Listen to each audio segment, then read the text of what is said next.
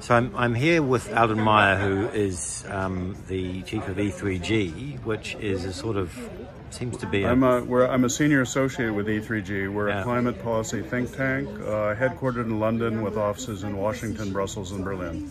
Okay, we've just reached we're basically on the very closing stages of the intersessionals here in Bonn. There was a very strong critique this morning from Cannes about what's happened here. There seems to have been a very frustrating fortnight for everybody that's been involved, with basically the horns locked between the North and the South on all of the key issues to some extent. I mean, maybe that's not a correct characterization, but I mean, I'm interested in your view on that. The optimistic outcomes of Sharm appear to have stalled in some respects, particularly with respect to funding and willingness to operationalise outcomes of Sharm, which I think rightly were considered to be positive, especially in the global south. And I mean, is this a fair assessment of where we are here? I would say it's a partial assessment. It's not a complete assessment. I would say the outcomes of Sharm were very good on loss and damage, where we got further than we thought we would. But on fossil fuel phase out, there were 80 countries calling for the decision in Glasgow where we agreed to phase down use of coal to be expanded to also include oil and gas. That discussion was not even allowed by the Egyptian presidency. They did not provide a space to have that discussion. They blocked it. So that's one of the things we're calling on the UAE to do in Sharm el-Sheikh, in Dubai, to provide a space for that discussion about the urgency of phasing down fossil fuels. Finance has always been a top issue in these negotiations. I've been following them since they started in 1991, before Rio. It's always a major issue. We definitely need funding to fund any new fund that's set up on loss and damage, but we also need to tap much larger sums of money that are needed to lead the global decarbonization of the planet, particularly in developing countries. The IEA says we need on the order of $3 to $5 trillion a year if we're going to achieve that goal. Some of that, of course, will come from public sources, bilateral sources. Some has to come from reform of the World Bank and other multilateral development banks, but a large share of it needs to come from mobilizing private capital. The $130 trillion in assets that Mark Carney said in Glasgow were available to fund this energy transition. So that requires a comprehensive approach on finance, not just on public finance, but looking across all the sources of finance. We definitely need more leadership on that. But we also need some of the countries here that were not enthusiastic about the mitigation work program to change their position and use that as a constructive space to say, how can we all work together to break down the barriers to more rapid deployment of renewable energy, energy storage, energy efficiency strategies, so that we have any chance of keeping 1.5 Celsius in range. And I would just say on some of these issues, including that one, it wasn't North versus South. It was a group of southern countries versus the northern countries plus another group of southern countries. So there are divisions within both the global north and the global south that are very important to understand here. It's not a sort of a simple black and white, all north is on one side, all south is on the other.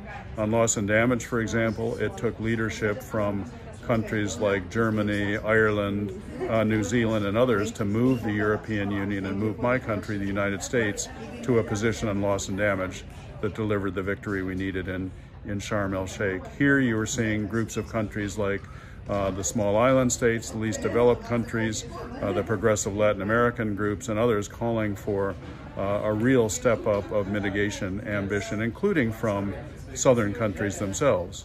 So you need to really not fall into the rhetoric of North versus South. It's more complicated than that. Well, I understand that, except that, I mean, the reality is that adaptation and mitigation and, I mean, all of these things require funds, and I mean, at the outset of the conference, even their secretariat was complaining about having insufficient funds to do its job properly. There's unity that we need much more funding on all fronts. Yes, but we're talking about relatively small amounts of funding when it comes to funding the UNFCCC to do its job. Well, that's and the issue here, as I see it, seems to be that we have the donor nations are essentially your country, the United States, and the European nations, and they do not appear to be willing to facilitate sufficient work programs or allow sufficient work programs to go ahead. I mean, we have blockage on across the board. Well, there are different issues here. The Secretariat budget is a topic where we need more funding. As I understand it, they've proposed over a 40% increase in funding, which is a pretty big leap.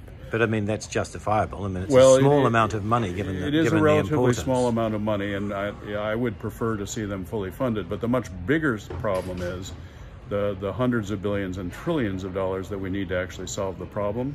And I would say that there we do need to also look to some of the wealthier countries, including the host country of the next COP, the UAE, Saudi Arabia, Singapore, and others, whose per person gross domestic product exceeds that of most developed countries.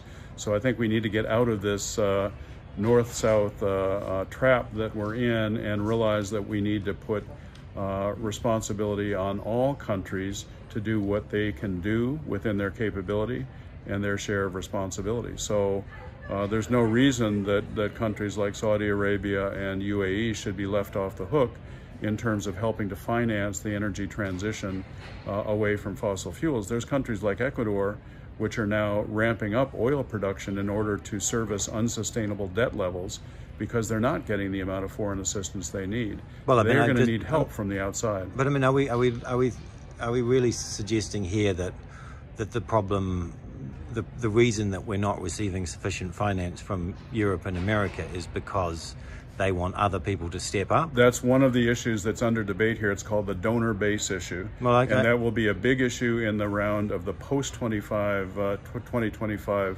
finance goal that will replace the current $100 billion regime. That's under negotiation. It's not going to be settled in Dubai. It's going to be settled at the next COP in 2024.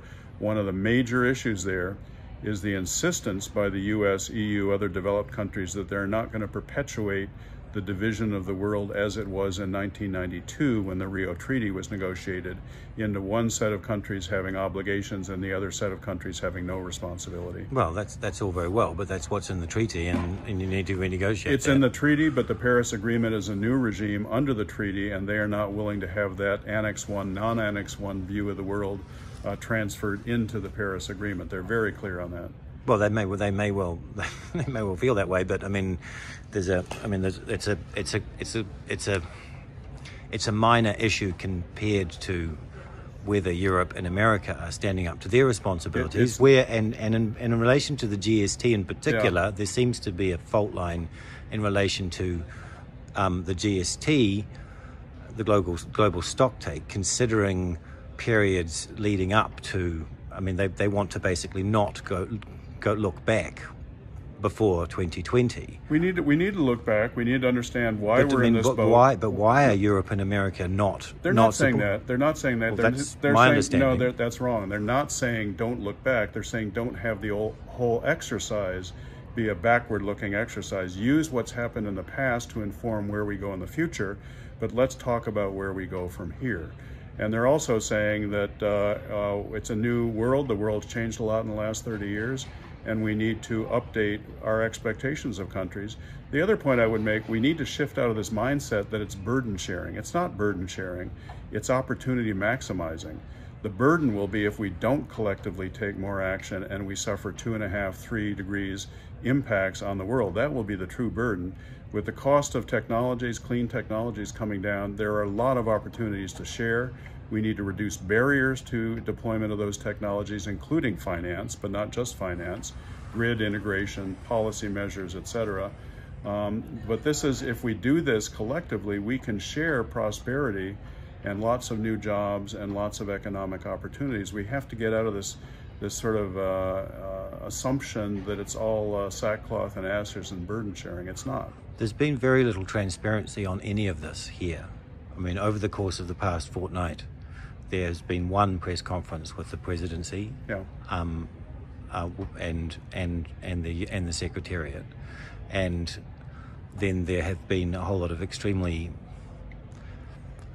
difficult meetings in the plenary, some of which involved the United States taking very, very strong positions in relation to this particular issue of looking back, which seemed at some points to look as though they were sort of bottom lines. Now, are you saying that the US has resiled from that position and is now happy to allow a proper accounting? I mean, it seems we already have the accounting in the IPCC, in the technical dialogue, we have all the information we need on what's happened in the past 30 years since Rio to inform a discussion about what we do about the fact that collectively we're 43% short of where the IPCC says we need to be on ambition in just 7 years from now, and how do we deal with that?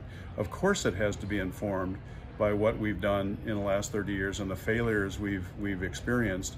If we had taken more action starting with Rio, we would not be in the boat we're in now, where we have such a huge ambition gap to overcome in such a short period of time. Well, of course, if something had been achieved in the past, then there wouldn't be such a problem now. That's right.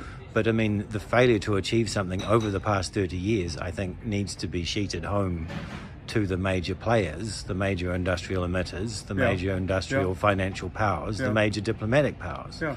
And I mean, for them to then here even suggest that it would be possible to not look back even as far as the Paris Accord is absurd. Maybe I was in the same room. I didn't hear that kind of statement, that it wasn't necessary and possible to be informed by what's happened in the past. They were saying that should not be the point of the exercise, finger pointing about what didn't happen before Paris or in the last 30 years.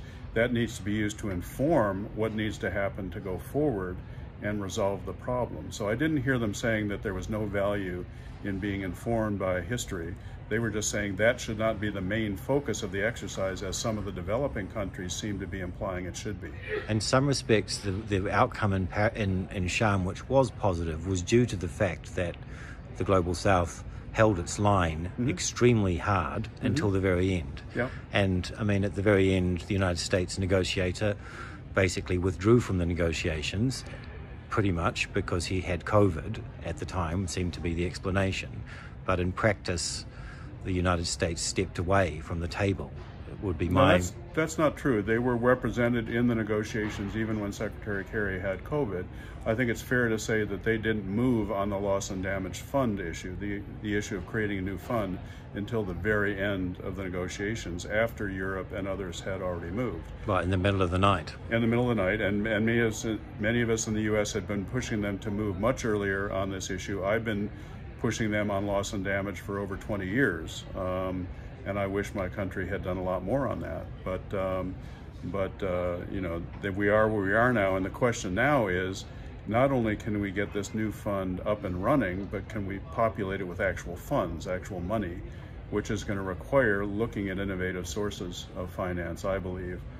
Things like levies on the shipping industry or aviation, or maybe putting a windfall profits tax on some of the oil, gas, and coal companies that are making out like bandits, and using some of that money to help the vulnerable countries who their products have been harming. So these are not easy issues. These are tough political issues, but I think we need to move forward. And I've got to wrap up. One last question, which is, do you think that those issues will be addressed substantively in Paris? I don't know. I understand that they are on the table. I've been having discussions here with colleagues from France and other countries about the shipping issue, and there's a meeting next month in London of the IMO where this can be on the table. I'm not sure how much progress will be made in Paris. It depends which leaders show up and what indications they make of consensus to move forward. This is not going to be easy. No industry is going to step up and say, please put a tax on me. No. This is going to require leadership and pressure from political leaders. Thank you very much, Alden Meyer. All right.